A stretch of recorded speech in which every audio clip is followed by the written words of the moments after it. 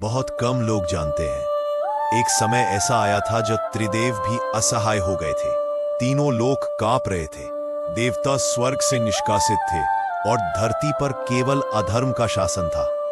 इस विनाश के पीछे एक ही नाम था, महिषासुर। कहा जाता है असुर राजंब और एक भैंस के संयोग से जन्मा यह प्राणी काले बादलों जैसा भयानक, भैंस के समान बलवान और अहंकार से अंधा था। महिषासुर ने वर्षों तक ब्रह्मा जी की ऐसी कठोर तपस्या की कि स्वयं सृष्टिकर्ता को प्रकट होना पड़ा।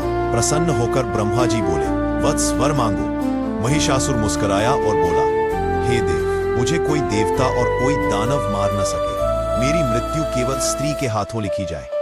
उसने स्त्री को तुच्छ समझा, उसे अपनी मृत्यु से बाहर कर दिया और यही उसने अपनी सबसे बड़ी भूल कर दी।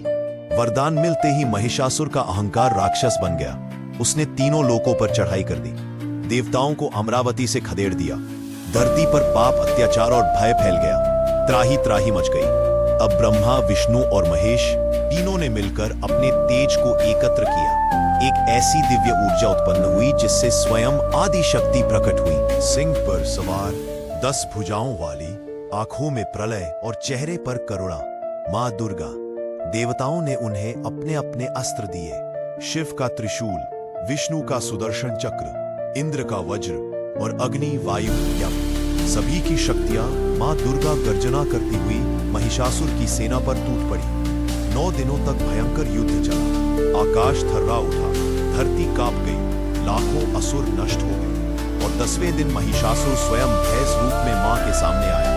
अंतिम युद्ध इतना भयानक था कि देवता भी सांस रोककर देखने लगे। तभी मां दुर्गा ने शिव का त्रिशूल उठाया और एक ही प्रहार में महिषासुर का अंत कर दिया। अहंकार टूट गया, अधर्म नष्ट हुआ और धर्म की पुनः स्थापना हुई। इसीलिए आज भी नवरात्र के 10वें दिन विजयादशमी मनाई जाती है, क्योंकि वह दिन याद दिलाता है जब अहंकार चरम पर होता है तो शक्ति स्वयं नारी रूप में उतरती है। वीडियो अच्छी लगी हो तो चैनल को सब्सक्राइब करना नहीं भूलना।